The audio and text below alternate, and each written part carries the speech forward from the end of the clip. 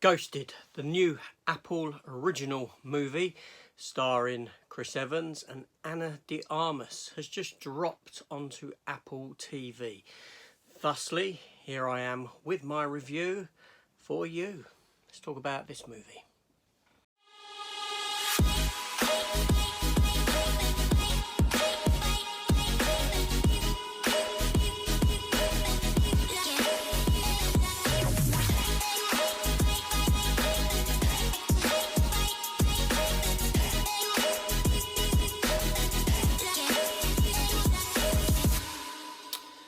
So welcome back to the channel, everyone, and welcome to this new movie review.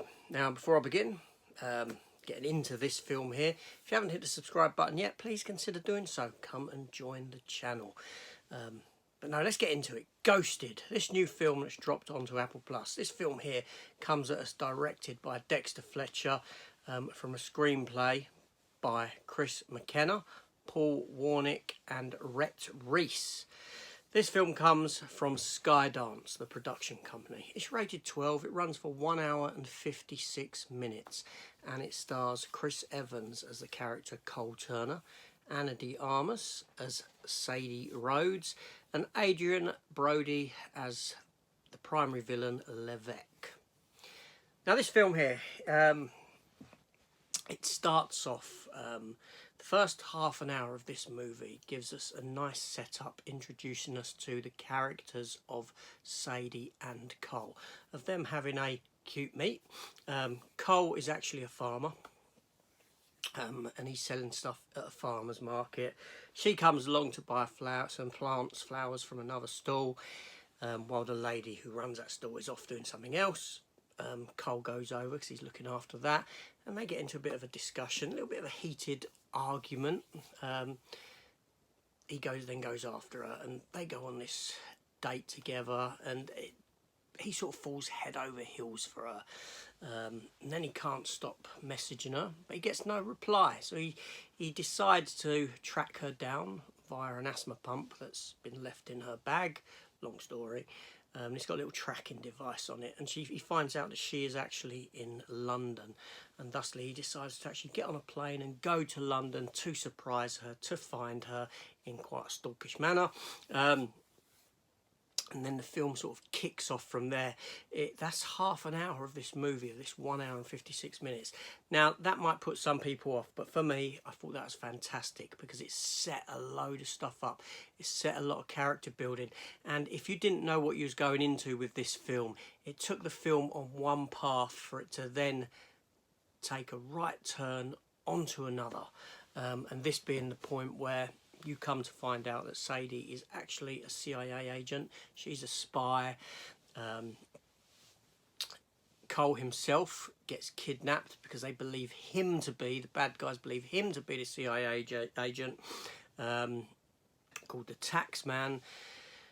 There's a case that they need to get open that needs some sort of a DNA type of a sequence to get the case open, or it will explode.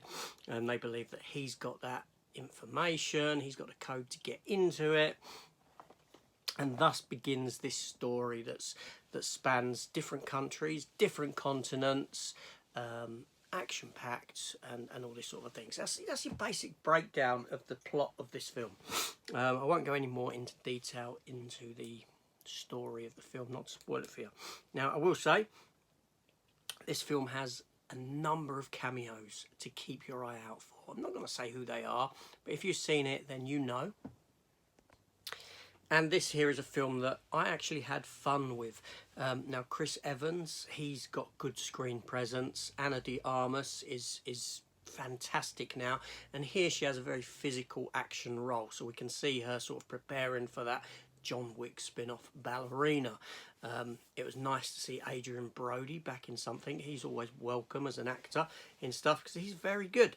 The relationship, the dynamic between Cole and Sadie, Chris Evans and Ana de Armas, they've got great on-screen chemistry, and this goes all throughout the film, so it's a joy seeing them acting off of one another. Ana de Armas herself, very attractive woman, and this film plays up to that no end. I like the setup. I did like the setup. It ain't often now that you get a film that takes its time to set characters up, to let you get to know them, to let you see a relationship form and a relationship change over time and all this sort of thing. And this film, what this film does best is that.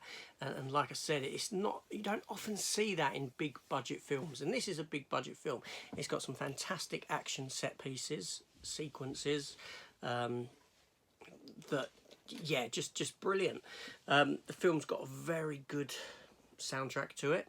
The musical score to this film, there were certain elements, certain motifs that, you know, I could probably imagine listening to outside of the context of the film, but the music also worked from the perspective of the scenes and elevated them. The film has got a big budget, like I said, so it's shot wonderfully. Dexter Fletcher, the director, has done a good job here. It's a grand film. It doesn't feel like I'm watching a streaming film. It does feel like I'm watching a big budget cinema-esque action movie. Yeah, I had a lot of fun with this film. It's not overly original in what it does. There are elements to it where you'll think, oh, I've sort of seen this before, but that's something that you get in most films today. There are a very lot of unoriginal ideas out there, but the film does enough and twists the story and enough, and the two main leads carry it along and tremendously. There are some amusing scenes. The film does have a sort of comedic overtone to it, not too much. There are some bits that will make you laugh, yeah, but not hilariously or anything like that. It's just a fun film. This film's come out of nowhere for me. I didn't even know it was coming. I knew nothing about it whatsoever. It dropped this morning. Ana de Armas, Chris Evans. I'm going to watch it. Of course I am. What more is there to say? Originally, I will say that this film was meant to star Scarlett Johansson in the title role of, well, not in the title role, but as Sadie, the character now played by Ana de Armas, but she had to drop out, and that's when Ana de Armas came into the film.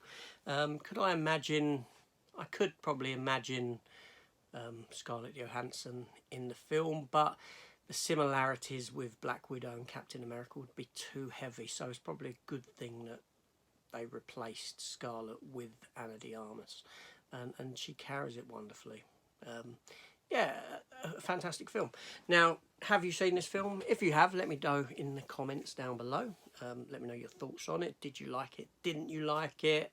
Now, unfortunately, this is a film that I imagine will not get a physical media release. No, being Apple TV, I can't think of any title that they have yet released. I mean, you think of Tom Hanks in The Greyhound, the World War II film. What's happened to that?